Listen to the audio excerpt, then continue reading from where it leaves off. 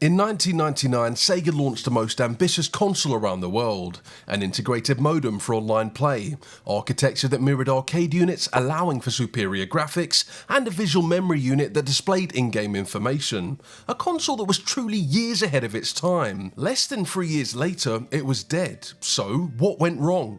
In this video, we'll discuss the rise and fall of the Sega Dreamcast.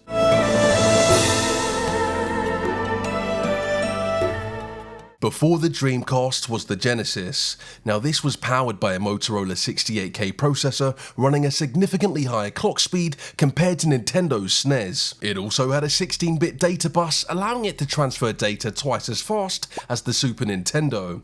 This gave Sega the confidence to tell the world the Genesis does what Nintendo don't. It's free. What Nintendo. The Genesis went on to sell over 30 million units around the world. This was further helped by a certain blue hedgehog in 1991, which saw Sega gain 65% of the market share at its peak. Sega were at the top of their game, being the market leaders with a share of 43% in 1995. But they had a slight problem, and that problem was Sony's PlayStation. You see, Sega were months off from launching their new console, the Saturn. In an attempt to beat Sony to the market, they launched the Saturn 4 months ahead of schedule. This was a bad move and led to the real-time unravelling of not only the Saturn, but Sega as well. You see, this pissed off the retailers because they weren't informed of the surprise launch and didn't have any stock. This led to retailers dropping Sega products entirely. Developers were also caught off guard and hadn't finished working on their games. Now this led to a small and rushed library of titles at launch. The Saturn had just launched and it was placed immediately on life support. But Sony were also at E3 and decided to finish off Sega with one word: live in 480p. $2.99.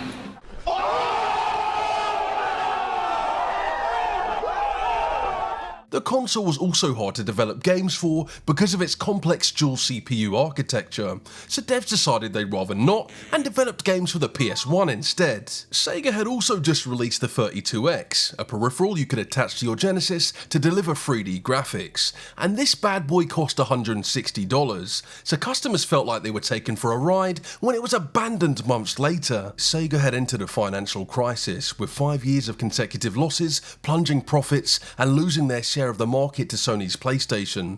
By 1998 they'd lost $270 million, had dropped to 12% market share, and had angered their customer base as well as retailers. It was time for Sega to reset. The Saturn couldn't be saved. In 1997, Sega started working on Project Black Belt, which was codename for their new console. Support for the Saturn was dropped entirely in 1998 to make way for the new kid on the block. May 21st, 1998, Sega had an announcement to make at their new Challenge conference being held in Japan. It was the Dreamcast, but this wasn't just a console, it was Sega's last chance. The Dreamcast launched first in Japan of 1998, followed by the rest of the world in 1999. Now whilst that's not very interesting, the North American launch date was iconic to say the least. That's because it was released on September 9th, 1999, or the 9th of the 9th, 99. This was the equivalent of typing 8008 on a calculator if you were less than 10 years old. But boobs aside, there was far more to the Dreamcast to get excited about. Pardon the pun. It was the first console to feature a built-in 56KB per second modem. These were the ancient times of modems using your phone line to establish an internet connection.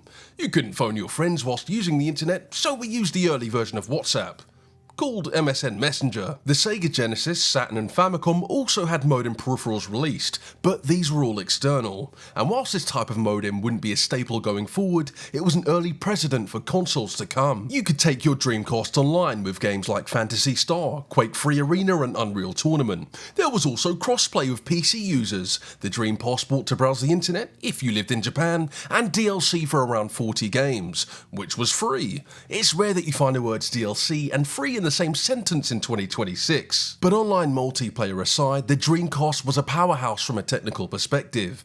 Inside the Dreamcast was the PowerVR 2 graphics chipset. It rendered games using TBDR, but what does that mean in English? Tile-based rendering allowed the chip to divide the screen into smaller tiles, so the game's pixels could be processed on the chip as opposed to the slower system memory. This is a pretty similar process to how Ryzen's X3D chips retrieve data from the L3 cache as opposed to going to the RAM, but from from a less technical perspective, what did this translate to whilst gaming? The Dreamcast supported a native 480p resolution with a buttery smooth 60 frames per second.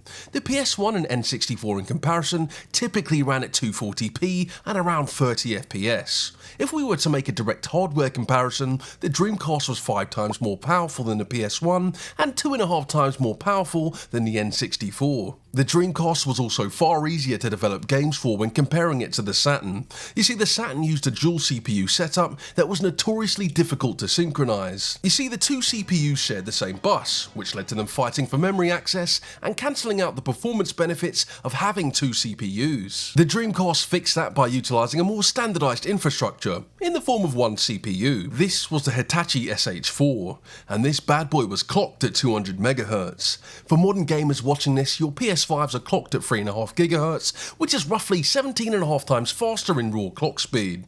Did I need to mention this? Well, quite frankly, I didn't.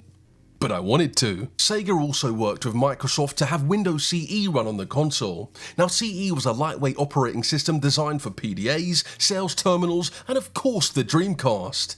This allowed developers to port games over from the PC without having to get familiar with Sega's SDK and Katana. This is how games like Resident Evil 2, Rainbow Six, and the Tomb Raider games made it onto the Dreamcast. And finally, the Dreamcast had near enough the same infrastructure as the Naomi-based arcade units. Now, this meant it was easy to port arcade games over to the console as only minor adjustments needed to be made. This resulted in near perfect ports, with games like Soul Calibur, Crazy Taxi, and Marvel vs. Capcom 2 to name a few. On paper, how could any other manufacturer compete with the Dreamcast? It had the technology, arcade ports, and ideas the rest of the industry wouldn't adopt for years. But being innovative doesn't mean you'll succeed. We've seen this before, most recently with Stadia. Google tried to sell the future of gaming, but players didn't buy into their vision. And unfortunately for the Dreamcast, Murphy's Law was in full force, ensuring whatever could go wrong did. The first issue that Sega ran into was the Dreamcast not supporting DVDs. At the design stage, they did have DVD support in mind, but opted for a built-in modem for online play instead. They did this to keep the cost of the console price low and avoid paying DVD licensing fees. But there was a significant trade-off with the storage capacity of their GD-ROMs.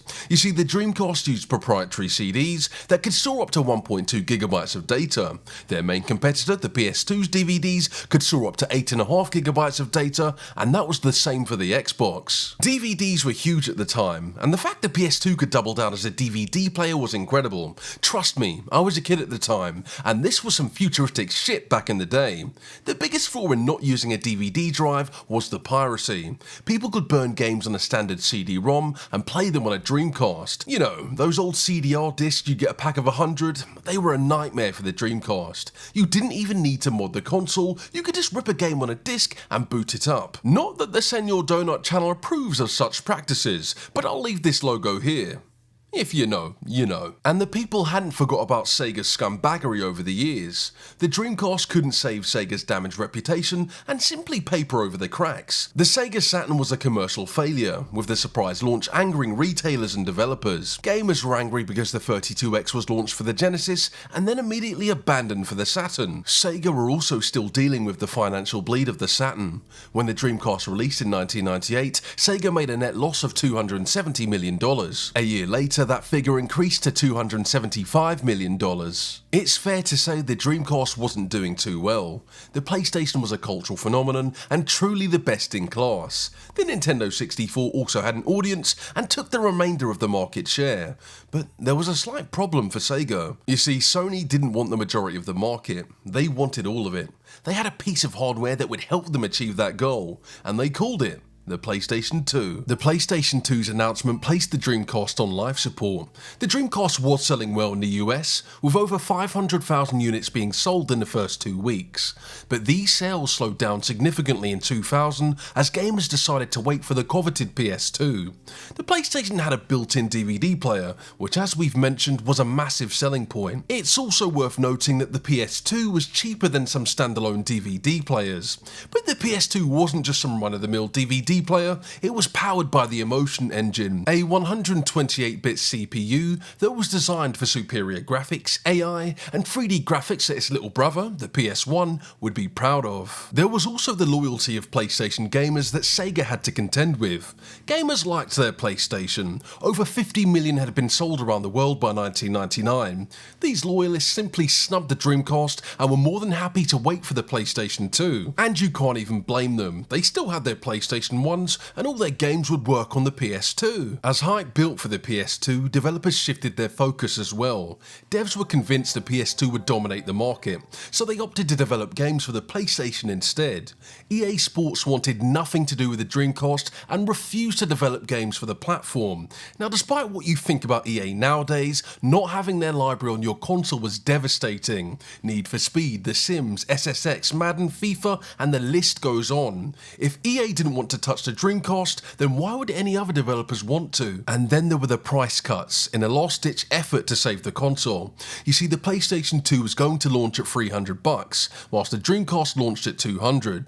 Sega dropped the price to $150 to make the console a more enticing proposition, but people didn't care about the price. They wanted the PlayStation 2 and were happy to pay $300 for it. Gamers still weren't buying the Dreamcast, so they dropped the price to $50 with a free Sega Net subscription. Now, Sega were already losing money on every Dreamcast sold when they were still at full price. These price cuts caused massive unsustainable losses, and Sega still hadn't recovered from the Saturn fiasco. The Dreamcast didn't even have a chance in the spotlight because Sony were fucking with the lights. I'm sorry, that wasn't very poetic. Sega hemorrhaging money would only result in one outcome. Up next, the announcement that the world saw coming. January 31st, 2001. The US Federal Reserve had cut interest rates by 0.5%, resulting in... Oh, this is awkward. I'm reading the wrong news article. I guess I'd better do this again. January 31st, 2001 would be an iconic day for Sega. They announced the Dreamcast would be discontinued after March 31st, but that wasn't all. They also decided to withdraw entirely from manufacturing consoles and would only be developing games from now on. I mentioned the Dreamcast dropped to $50 earlier, but let me give you the backstory. Sega still had over 1 million unsold Dreamcasts that they obviously wanted to get rid of. They dropped the price to $100, then $80, and then finally $50. At $50 they were completely sold out, and by that logic, they should have just sold them at $50 from the get-go and dominated the market. That was a joke. The final Dreamcast ever made was signed by senior members of Sega's internal development team and given away via a competition. Now, that's a nice touch, but I think we all would have preferred the Dreamcast signed by Limp Bizkit. Here's another fun fact for you. The chairman of Sega, Isao Okawa, had invested $500 million into the company in 1999, and this fueled the Dreamcast era. Before he passed away, he returned his $700 million worth of stocks back into the company. Now, if not for this courteous act, Sega wouldn't have been able to transition into third-party development. This money did allow Sega to restructure the business, with roughly a third of their workforce being laid off in 2001. The Dreamcast was Sega's final console. But it wasn't the end of its influence. The Dreamcast was a huge influence on Xbox Live, pioneering the idea of online gaming on a home console. Microsoft expanded on the outdated integrated modem with a built-in Ethernet port for broadband. Sega's online service SegaNet let people create a gamer ID as well as track their basic stats. Sounds a lot like Xbox Live, right? When the Dreamcast was discontinued, several Sega employees moved over to work on the Xbox. Hell, the Xbox was widely regarded as the Dreamcast 2.0. The Dreamcast had Windows CE support, whilst the Xbox ran a customized version of Windows 2000. The Xbox controller was just a black Dreamcast controller with extra steps. Games like Jet Set Radio, Panzer Dragoon, and Crazy Taxi 3 were published on the Xbox after the Dreamcast was discontinued. Many titles that released on the Dreamcast didn't really land at the time, but years down the line they've become cult classics. We're talking about the Shenmue series, Skies of Arcadia, and Sonic Adventure. There weren't many games like Shenmue around at the time. Its realism, life simulation elements, and open-ended city exploration made it unique. We won't talk about Sonic 06 or Shenmue 3 on this video, as I'm trying to paint Sega in a good light here. Finally, the Dreamcast still has an active fan base 27 years later. You can take your Dreamcast online with DreamPie software. Numbers from 2018 showed there were over 1,000 registered users with around 200 to 500 active players online. If you ever want to jump into Phantasy Star Online, Quake 3 Arena or Toy Racer, well, you can. New games are also being developed and released on the Dreamcast, as well as titles being reproduced. But get this, you can buy physical copies of these reproduced games and they work with an unmodded console. The Dreamcast may have failed commercially, but I don't think anyone can argue it won culturally. Man, I should have been a poet. I'm a lyrical wordsmith, like Kanye. That will be it for the video, ladies and gentlemen. I hope you enjoyed it. Did you own a Dreamcast? And if you did, what was your favourite game? I'll be back very soon with a video just like this. So, I'll catch you all on the next one. I don't have the money! Oh, please come again.